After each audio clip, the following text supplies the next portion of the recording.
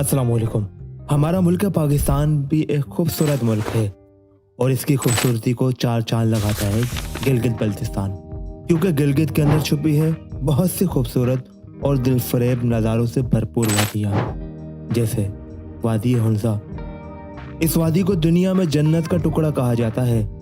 ये दिलकश वादी अपनी दिलफरेब मनाजिर, बुलंद पहाड़ों और रोशन सकाफत के लिए मारूफ है। खेत खुबानी के दरख्तों से लदे बागात और दिलकश देहातों में से बहती साफ नदियाँ, राका पोशी और लेडी फिंगर चोटी जैसी शानदार चोटियाँ वादी को एक शानदार पस मंजर फराहम करती हैं। नलतर वादी, यह वादी गिलगित से 40 किलोमीटर के फासले पर वाक़िया है और वहाँ जीप के जरिए ही पहुँचा जा सकता है। ये वादी अपने सरसब्ज़ो शादाब मैदानों, देवदार के घने जंगलात और बुलंदो बाला पहाड़ों, खास तौर पर अपनी जमर्द वाली सब्ज झीलों के लिए मशहूर है, जिनमें नलतर झील, नीली झील और बशकरी झील शामिल है, जो इसकी दिलकशी में मज़ीद इजाफा करती है।